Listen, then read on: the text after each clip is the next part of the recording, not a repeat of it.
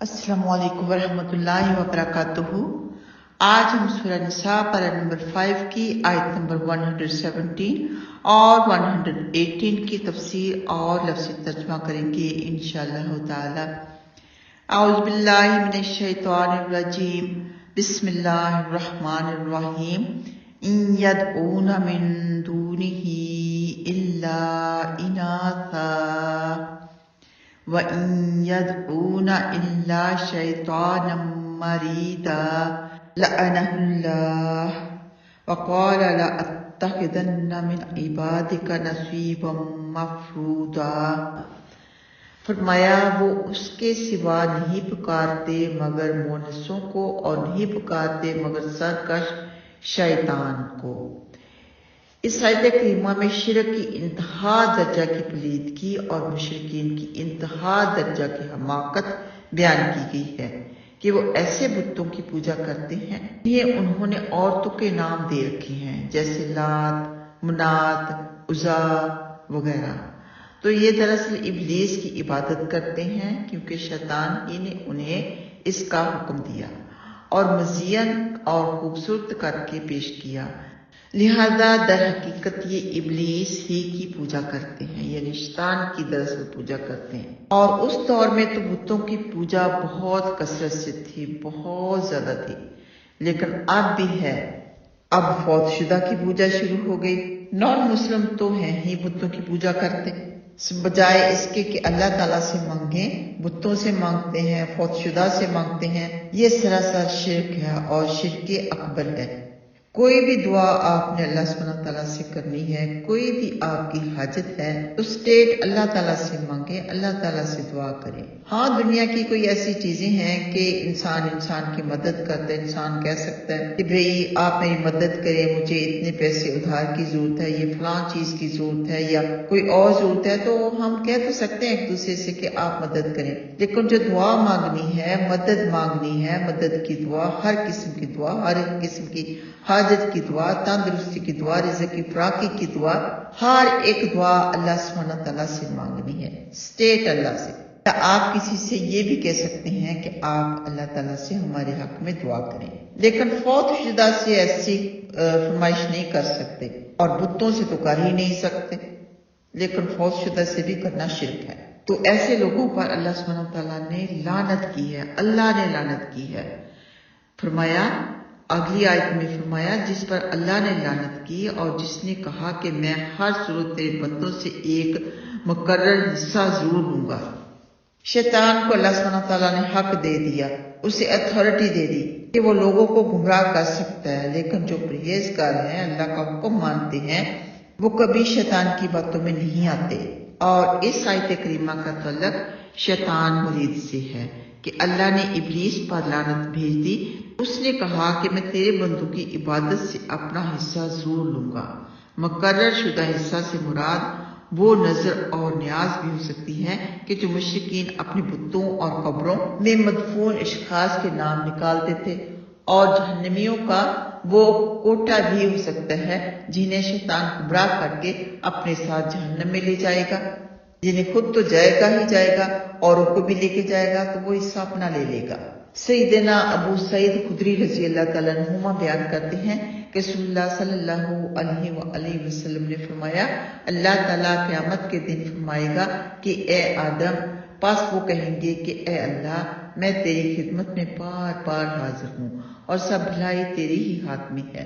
پھر اللہ فرمائے گا کہ دوزخ کا لشکر نکال، ہی لوگوں کو نکال۔ وہ پوچھیں گے کہ کتنے لوگوں کو نکالوں؟ اللہ سبحانہ تعالیٰ فرمائے گا کہ ہر 1000 میں سے 999 یعنی ہر 1000 میں سے ایک چھوڑ دیں، باقی سب کو نکال لیں۔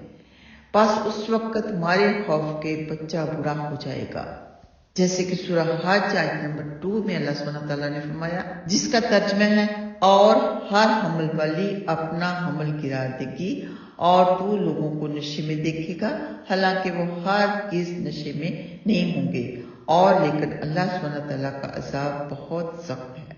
صحابہ نے عرض کی کہ یا رسول اللہ صلی اللہ علیہ وآلہ وسلم، وہ 1000 میں سے ایک جنتی ہم میں سے کون ہوگا؟ آپ نے فرمایا خوش ہو جاؤ، تم میں سے ایک آدمی کے مقابلے میں یجوج ماجوج اور دوسرے کافروں میں سے 1000 آدمی ہوں گے، یعنی مسلمان کفار یجوج ماجوج سب جمع کیے جائیں گے، تو ان میں سے دوزخ کے لیے لوگوں کو نکالا جائے گا، ہر 1000 میں سے ایک کو چھوڑ دیا جائے گا تو 999 کو دوزخ میں ڈالا جائے گا۔ جو ایک کو چھوڑا جائے گا وہ مسلمان ہوگا اور دوسرے ان میں سے جو ہوں گے وہ کفار اور یاجوج ماجوج میں سے ہوں گے۔ تو اتنی زیادہ تعداد ہوگی کفار کی، یاجوج اور ماجوج کی۔ اللہم اجرنا من النار۔ اور یہ جو حدیث مبارکہ ابھی آپ لوگوں کو بتائیں گے یہ صحیح بخاری میں موجود ہے۔ آئیے آتے ہیں لفظی ترجمہ کی طرف۔ ان، تو یہاں پر ان کا ترجمہ جو اصل ترجمہ ہے وہ اگر ہوتا، لیکن اگر اس کے بعد اسی جملے میں اللہ آ رہا ہو تو ان کا ترجمہ نہیں کیا جاتا ہے۔ جیسے کہ میم زبر الف ماں کے بعد اگر اللہ ہو تو اس کا بھی ترجمہ نہیں ہوگا، ادروائز اس کا ترجمہ جو ہوتا ہے تو ان نہیں، یدعون وہ سب پکارتے، من دونہ اس کے سوا، یعنی اللہ کے سوا، الا مگر، اناثن عورتوں کو، و ان اور نہیں، یدعون وہ سب پکارتے، الا مگر، شیطان مریدا سرکش شیطان کو۔ تو مرید دعا بیماری کو کہتے ہیں اگر دعا ہوا آخر میں، تو یہاں پر دال ہے آخر میں تو یہ سرکش کہہ دیا گیا۔ اب یہ خیال رکھیں کہ ترجمہ پڑھتے وقت اگر آخر میں دعاد ہے تو اسے تھوڑا سا موٹا کر کے پڑھیں تاکہ دال اور دعاد میں فرق ہو۔ آگے فرمایا لعنہ، لعنت کی ہے اس پر، اللہ اللہ نے، و اور قالا کہا شیطان نے، لأتخذن ضرور بالضرور میں لے لوں گا، من عبادک تیرے بندوں میں سے، نصیباً ایک حصہ، مفروضہ مقرر، و اور لأضلنہم بلا شبہ میں ضرور گمراہ کروں گا انہیں، و اور لأمنینہم بلا شبہ ضرور بالضرور امیدیں دلاتا رہوں گا ان کو۔ مرید دعا بیماری کو کہتے ہیں اگر دعا ہوا آخر میں، تو یہاں پر دال ہے آخر میں تو یہ سرکش کہہ دیا گیا۔ اب یہ خیال رکھیں کہ ترجمہ پڑھتے وقت اگر آخر میں دعاد ہے تو اسے تھوڑا سا موٹا کر کے پڑھیں تاکہ دال اور دعاد میں فرق ہو۔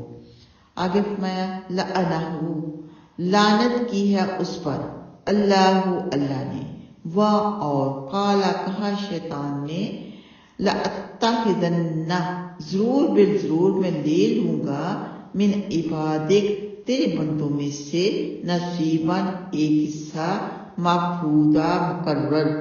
اور اس کا یہ مطلب بھی نکالا گیا ہے کہ میں تیرے بندوں میں ایک روح کو اپنا بنا لوں گا، پھر وہ اپنے مال میں سے میرا حصہ یعنی غیر اللہ کی نظر و نیاز کی صورت میں مقرر کر دیں گے۔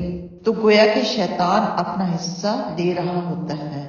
اللہ سبحانہ وتعالی ہم سب کو سرکش شیطان سے بچائے، شیطانی وسوسوں سے بچائے، ہماری حفاظت فرمائے، ہمارے دین کی، ہمارے ایمان کی حفاظت فرمائے، آمین یا رب العالمین۔ السلام علیکم ورحمۃ اللہ وبرکاتہ۔